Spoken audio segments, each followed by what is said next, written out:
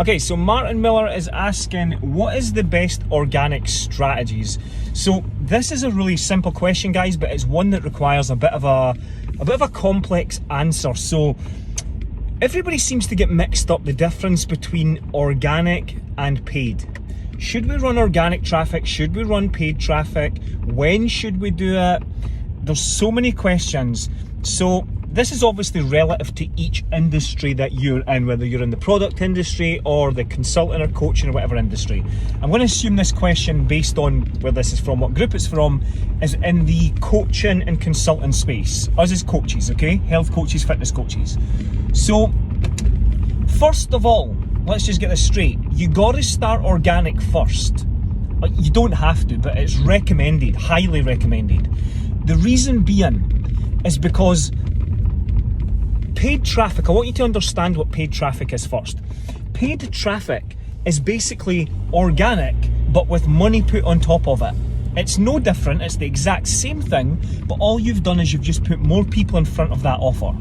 So, if your offer sucks, then you're never going to be able to sell anything, and all the traffic in the world is not going to make a single bit of difference. So, with that being said, we run organic at the launch and growth phases of a program or a consulting basis or a coaching program, whatever it may be.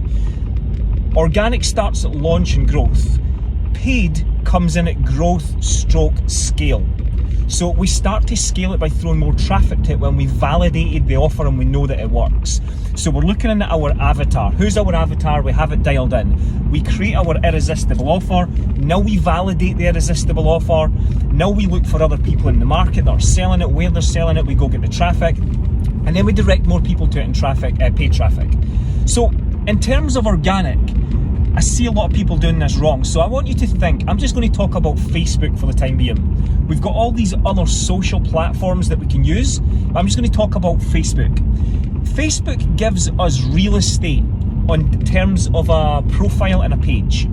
Now, if you have a fan page, unless you're an influencer, then it's not going to do so great. You might get sales here and there and clients come in now and again, but typically the organic reach, I don't care what it is that you think, the organic reach is on its ass. This is statistically proven by Facebook, okay? They've said this, they've said this. It's a pay and play system if you want to show adverts to people. So as far as Facebook pages are concerned. So pages are to run ads from, because you can't run ads from a Facebook profile, personal profile.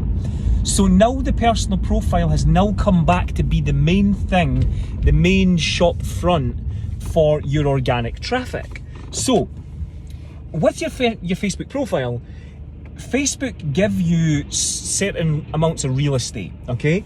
And that real estate comes in the form of a banner, comes in the form of the description in the banner, the profile with the description, the bio, the intro, and the featured section, and the description of the featured section. So there's lots of different areas that you need to capitalize on from the real estate that Facebook gives you. Once you do that, it's basically like putting up the signs in your shop front, the opening hours, the colours of your signs, and like how good it looks. It's making your shop front look pretty. Now you've done that, you need to put the right content on your shop front, on your shop window or whatever else. So it needs to look the part. Most people, unfortunately, they put the wrong shit up on their Facebook profile, so they attract the wrong people. They're putting up fail videos, pictures of cute like kittens and like, I don't know, what they had for their dinner last night, and all that shit that doesn't make a difference and your target audience genuinely just don't care about. So if I jump on your profile right now, what do your last 10, 20, 30 posts do or say? Are they mixed with value and story posts, engagement posts, lifestyle posts, quotes? Is it a mix, an amalgamation of all these things put together? If it is, your target audience will be switched on.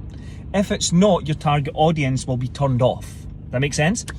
Now, the next thing I want to talk about, and try and keep this under 5 minutes, I think I'm going to go over, is the friends. Facebook gives us the ability to have 5,000 friends on our profile. Now, you got to look at Facebook. If you're running an online coaching business, you have to look at it from a producer's perspective, not a consumer's perspective. So I don't on a daily basis scroll through looking as a consumer and liking what it is I like as Robert McVie. I go through as a producer and engaging with what it is I want to engage with based on Robert the business owner. Does that make sense? And what that does, I now am positioned to have 5,000 warm leads instead of 5,000 friends. Because Jimmy, who's a personal trainer in, I don't know, Adelaide, Australia, but let's be honest, unless we know each other, we're probably not really going to be friends, right? Does anybody else have a Mercedes that it brakes for you? It's quite cool, but sometimes it's a pain in the ass because if it thinks you get too close to the car in front as it's turning off at a junction, it slows and brakes for you. It's a cool piece of technology, but it's annoying sometimes. So yeah, it's fair to say that me and Jimmy from Adelaide are probably not going to be friends in real life, right? We're just friends on Facebook. So really, Jimmy's a warm lead. It means I can help him with his business and help him make an impact in his life and everything else. But you got to look at it from a producer's standpoint of 5,000 warm leads instead of 5,000 friends. So that also means that you need to focus on profile health and you need to start getting rid of people who are not engaging on your posts. I'm talking about old school friends. I'm talking about people who are just lurking and never comment on anything that you do or say. Get rid of them. Because the Facebook algorithm is set up in a way so that if you have a lot of people on your newsfeed and they're not engaging, it will penalise you for that. So it won't get shown to as many people and you won't get as much engagement. So really, to answer your question as an overview, Martin, it comes down to what I always say to our clients: make between your first 5-10k organic, and then you can start running paid traffic after that. And in certain ways, paid traffic's a completely different animal altogether in terms of how to do that. And I definitely recommend you do it just at the right time, at the growth stroke scale phase, not at the launch stroke growth, early growth phases, stages. So I'm a huge proponent for organic, particularly at launch and start of growth phases. It needs to be done. It validates your offer before you start throwing more traffic at it. And you can comfortably do 10k months organically. You can do a lot more than that. I mean, a lot more. But typically 10k a month's a good starting point organically before you start jumping up from there. If anybody's interested in how to do that, then you know where I'm at. Reach out. You can book a strategy call with me if you want, and I won't try and sell you anything.